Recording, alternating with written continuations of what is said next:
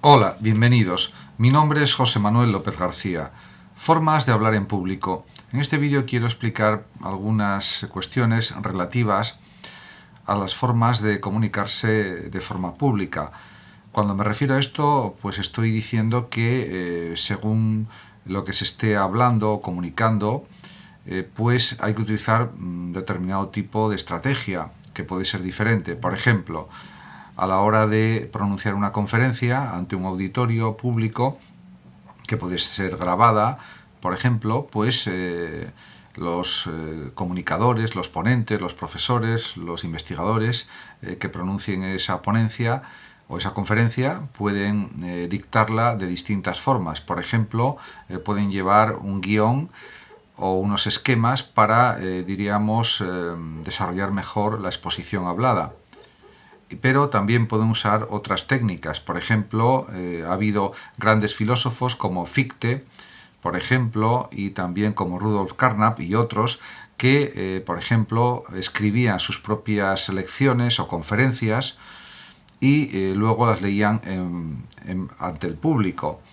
Por lo tanto, la lectura de ponencias o de conferencias también es una opción válida y también positiva, porque previamente se ha escrito esa ponencia por parte del autor de la misma, con lo que estaría como leyéndose a sí mismo de alguna manera.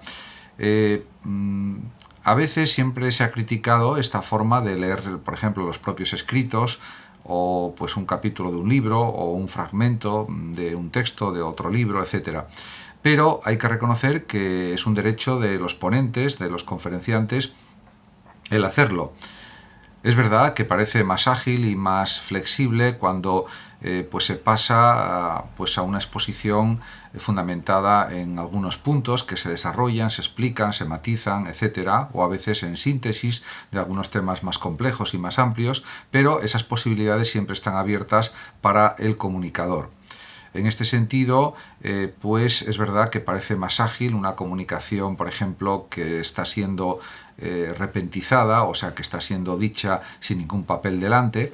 Eso también es válido. Lo que sucede es que generalmente cuando se realiza este tipo de exposición sin ningún papel delante, pues se pueden olvidar algunos aspectos de lo que se pretendía decir, o se puede extender la persona quizás demasiado tiempo sobre alguna cuestión y no tratar otras cuestiones por falta de tiempo, etcétera, etcétera. En cualquier caso, por supuesto, todos estos sistemas, todas estas combinaciones para hablar ante un público determinado, pues todas son útiles y se pueden utilizar de una manera combinada. Diríamos que eso es algo indudable. Por supuesto, también depende de la complejidad del tema que se quiera tratar. En algunas cuestiones, pues conviene, creo yo, llevar un guión para no salirse de los puntos exactos que se querían explicitar o desarrollar durante la conferencia o la ponencia, etcétera.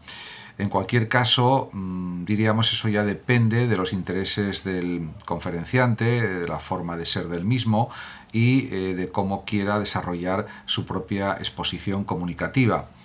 La ventaja que hay hoy en día es que hay muchos sistemas, por ejemplo, de proyección también de diapositivas que ayudan a hacer la exposición más agradable al público que la está contemplando, que la está escuchando. Y, por supuesto, hay otras técnicas también. Por supuesto, es muy importante el tono de voz, el ritmo del habla, también usar metáforas, comparaciones, ejemplos, incluso utilizar términos que llamen más la atención, términos más emocionales, más directos, términos, podríamos decir, más visuales, y eso lo saben mucho los expertos en comunicación.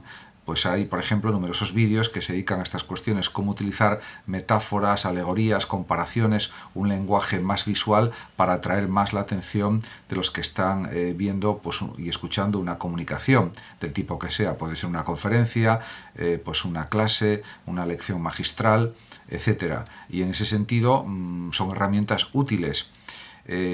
Por tanto, diríamos que una civilización como la actual, que es una civilización visual, sobre todo de la imagen, pues conviene también usar términos que diríamos sean pues gráficos, visuales en cierto sentido, o por lo menos que aproximen a los espectadores a una comunicación, diríamos, más emocional, más intensa, diríamos más sensorial, podríamos decirlo de alguna forma, siempre que eso sea posible en el curso de la exposición de lo que se quiere explicar, por supuesto.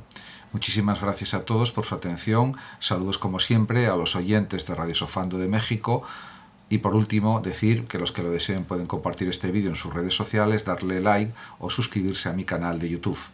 Hasta siempre.